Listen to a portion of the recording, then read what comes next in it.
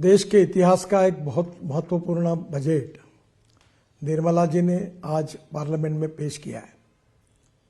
ये जो बजट की विशेषता ये है कि हमारी इकोनॉमी को एक्सेलरेट करने वाला ये बजट है। जहाँ तक इंफ्रास्ट्रक्चर को हर समय वित्त मंत्री प्राथमिकता देते हैं, इस समय भी हमारा बजट बढ़ा है, जिसके कारण इंफ्रा रोड सेक्टर में इसका बहुत बड़ा फायदा होगा। मुझे इस बात की खुशी है कि कृषि विभाग की ओर उन्होंने विशेष रूप से ध्यान दिया है।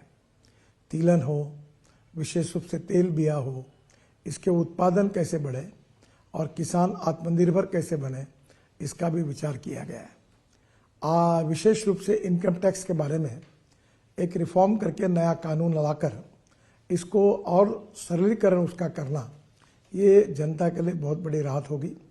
और 12 लाख रुपए की उत्पादन के लिए इनकम टैक्स में जो राहत दी गई है, वो भी बहुत महत्वपूर्ण है। विशेष रूप से मिडिल क्लास का विचार किया गया है और मध्यम वर्गीय, उसके साथ लोअर मिडिल क्लास और गांव गरीब मजदूर किसान, इसमें रोजगार कैसे निर्माण हो और सस्टेनेबल डेवलपमेंट कैसी हो, इसका विचार करते हुए इस बजट ने पब्लिक प्राइवेट इन्वेस्टमेंट को इनकरेज किया है।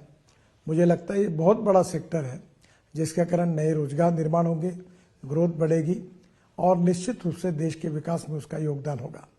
जहाँ तक ट्रांसपोर्ट सेक्टर है, हम 22 लाख करोड़ के फॉसिल फ्यूल इंपोर्ट करते हैं। इकोनॉमिक पॉइंट ऑफ व्यू भी हमारे लिए वो एक बहुत बड़ी समस्या है, पर उसके साथ साथ अल्टरनेटिव फ्यूल और बायोफ्यूल को प्रोत्साहन मिलता है। इसलिए विशेष रूप से लिथियम आयन बैटरी अब सस्ती होगी। Scooter, electric car, electric bus, अब इलेक्ट्रिक ट्रक, इनकी कीमतें कम होगी। जो $150 पर किलोवाट पर आवर थी, वो $105 पर किलोवाट पर आवर आई है, वो $100 के नीचे जाएगी और इलेक्ट्रिक के वाहन और लोकप्रिय बनेंगे, प्रदूषण से मुक्ति मिलेगी और देश में नए रोजगार निर्माण होंगे। इसके लिए भी उन्होंने विशेष रूप से जो टैक्स में रियासत दी है, वो निश्चित रूप से बहुत उपयोगी है।